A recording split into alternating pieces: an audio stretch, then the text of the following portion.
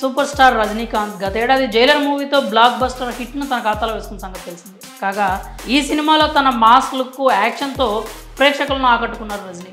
ఇక ఈ సినిమా తర్వాత రజనీకాంత్ లేటెస్ట్గా నటించిన మూవీ లాల్ సలాం.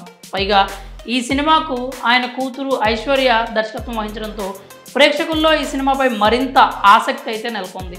ఇక ఈ సినిమాలో రజనీకాంత్ అతిథి పాత్రలో నటించగా హీరో విష్ణు విశాల్, విక్రాంత్ కూడా నటించారు. దీంతో భారీ అంచనాల నడుమ ఈ సినిమా అయితే ఫిబ్రవరి 9న థియేటర్లో విడుదలైంది. కానీ ఆశించిన స్థాయిలో లాల్ సలాం ప్రేక్షకులను అంతగా ఆకట్టుకోలేకపోయింది. అయితే కూతురు మీద ప్రేమతో కాదనలేక ఈ సినిమా చేసినందుకు రజనీకాంత్ ఇమేజ్కు భారీ దెబ్బ తగిలిందనే చెప్పొచ్చు.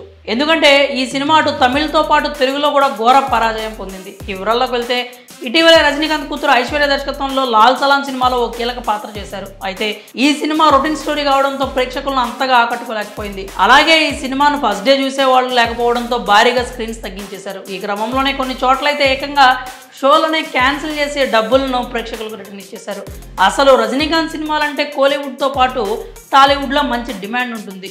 ఈయన సినిమాల కోసం తెలుగు ప్రేక్షకులు కూడా ఎంతో ఆసక్తిగా ఎదురుచూస్తారు. ఆయన యాక్షన్ స్టైల్ను ఇష్టపడిన వారంటూ ఎవరు ఉండరు. ఇక కోలీవుడ్లో అయితే ప్రత్యేకంగా చెప్పాల్సిన పని లేదు. అంతలా క్రేజ్ ఉన్న ఈ హీరో సినిమాకు తెలుగు రాష్ట్రాల్లో కనీసం చూసేవాళ్ళు లేకుండా పోయారు. దీంతో లాల్ సలాం ప్రేక్షకులను ఆకట్టుకోవడంలో ఘోరంగా విఫలమైంది. అలాగే శత్రువులు ఎక్కడో ఉండరని, కూతుళ్ళ రూపంలో ఉంటారని నెటిజన్స్ కామెంట్ చేస్తున్నారు. అయితే జైలర్ సినిమాతో రజనీకాంత్కి వచ్చిన క్రేజ్ మొత్తం లాల్ సలాం సినిమాతో పోయిందని, రజనీకాంత్ పరువును ఆయన కూతురు తీసేసిందంటూ విమర్శిస్తున్నారు. ఇక లాల్ సలాం సినిమాలో రజనీకాంత్ పాత్ర 30 నిమిషాలు మాత్రమే ఉంటుంది. ఇందులో ఆయన మొయినుద్దీన్ బాయ్ అనేటువంటి ఒక పాత్రలో కనిపించారు. అయితే సినిమాలో రజనీ ఉన్నంత వరకు సినిమా ఒక రేంజ్లో ఉంటుంది, కానీ ఆ తర్వాత మాత్రం అంతగా చూడటానికి ఆసక్తిగా ఉండదు. పైగా ఈ సినిమా మత కాన్సెప్ట్కి సంబంధించింది, రొటీన్ స్టోరీ కావడంతో దీనికి అంతగా ఆధారం దక్కలేదు. దీంతో ఈ సినిమా త్వరలోనే ప్రముఖ ఓటీటీ సంస్థ నెట్ఫ్లిక్స్లో విడుదల చేయడానికి ప్లాన్ చేస్తుందని టాక్ వినిపిస్తోంది. మరి లాల్ సలాం సినిమాతో ఐశ్వర్య తన తండ్రి పరువు తీసేసిందని విమర్శలు రావడంపై మీరేమనుకుంటున్నారో మీ అభిప్రాయాన్ని కామెంట్స్ రూపంలో తెలియజేయండి.